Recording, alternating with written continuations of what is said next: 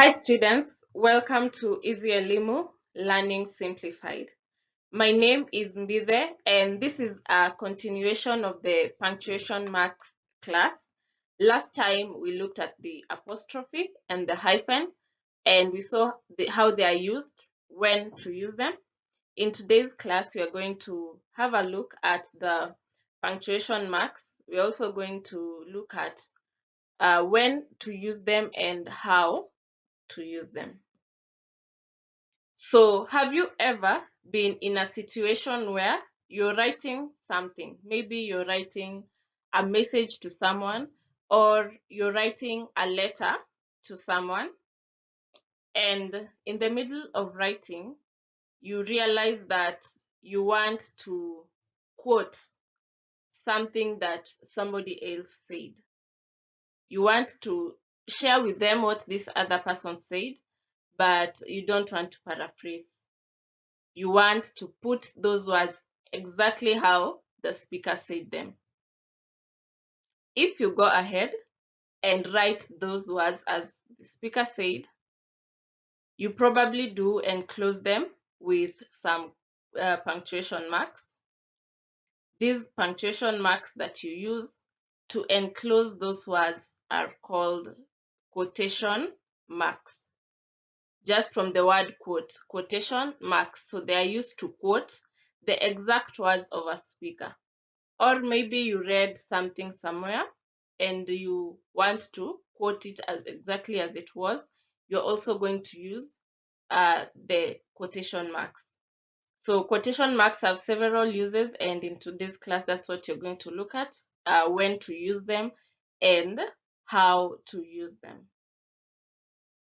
So the first use, as we have already said, is to indicate the exact words of a speaker. For example, the school closes on Friday afternoon, said the principal.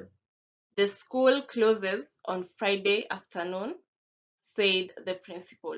So those words there, the school closes on Friday afternoon. Those are the exact words that the principal said. So we have used the opening quotation marks and the closing quotation marks to quote them.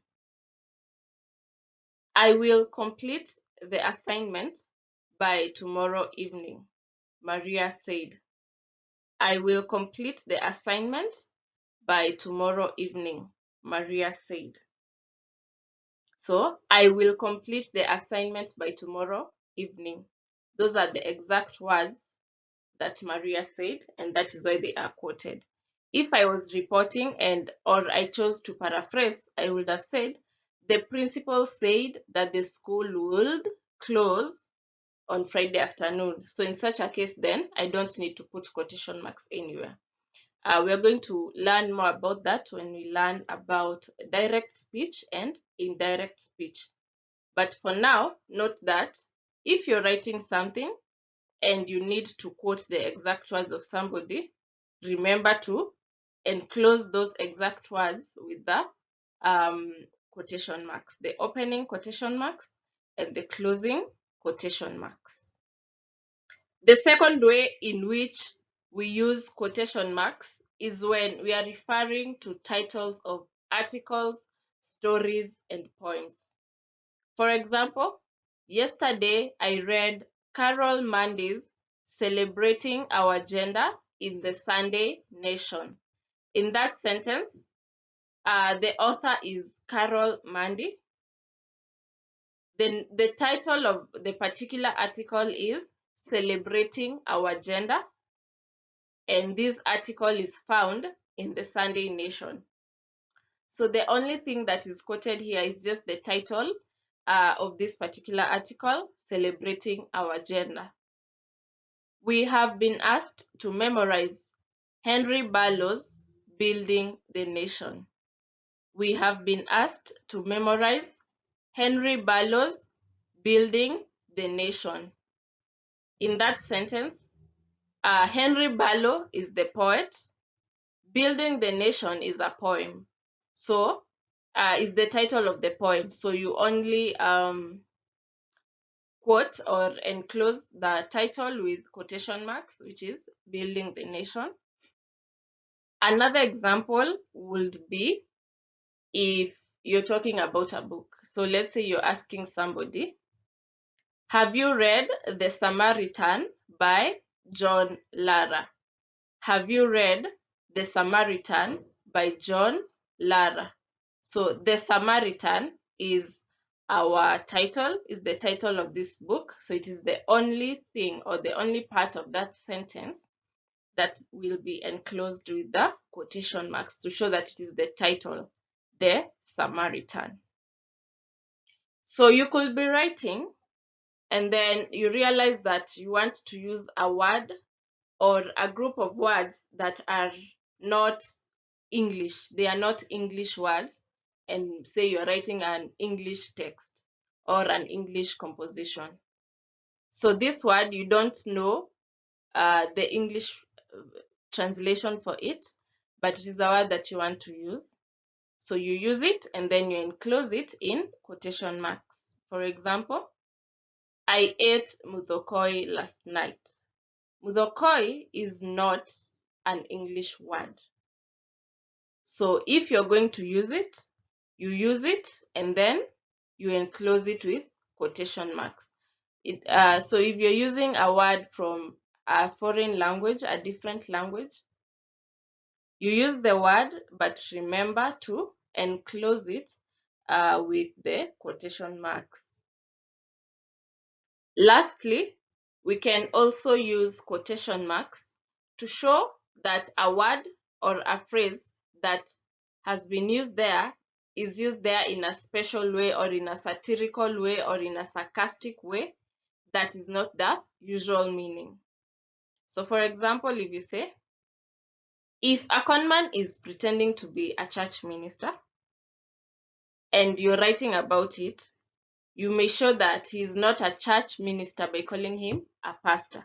So if you say the pastor said, the pastor did, as long as the word pastor has been put in quotation marks, it will show whoever is reading that this word pastor here has been used satirically or sarcastically.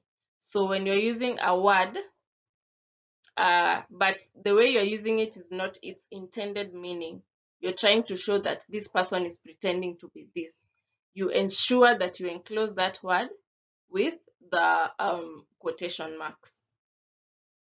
So we are going to practice with 3 sentences and to put the quotation marks where they're supposed to be. In the first sentence, the school closes on Friday afternoon, said the head teacher. So these are the direct words of the head teacher. So we put the opening quotation marks at the beginning of that sentence and the closing quotation marks after the word afternoon, after that comma. For the second sentence, at the party, I ate muthokoi, matoke, and mursik. At the party, I ate muthokoi, matoke, and mursik. So the words muthokoi, matoke, and mursik are not English words. So we enclose each of them individually with the quotation marks. And lastly, I am curious to know what happened at the prize giving day, said Mrs. Mogaka.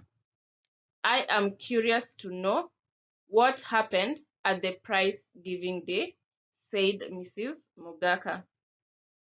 Just like the first sentence, in this sentence we also enclose the words that were directly spoken by Mrs. Mogaka, which is, I am curious to know what happened at the prize giving day. So we enclose that statement with the quotation marks. So that's it for quotation marks. I hope you have understood and you're now able to identify the different situations in which we can use quotation marks. For further practice, there is a quiz there. It's a passage. Read that passage and then Use quotation marks where necessary, where appropriate. In this case, it will be when you are quoting the direct words from one of the characters in that paragraph. So using quotation marks, write down the exact words the two ladies say to each other in the paragraph below. Start every speaker's speech on a new line.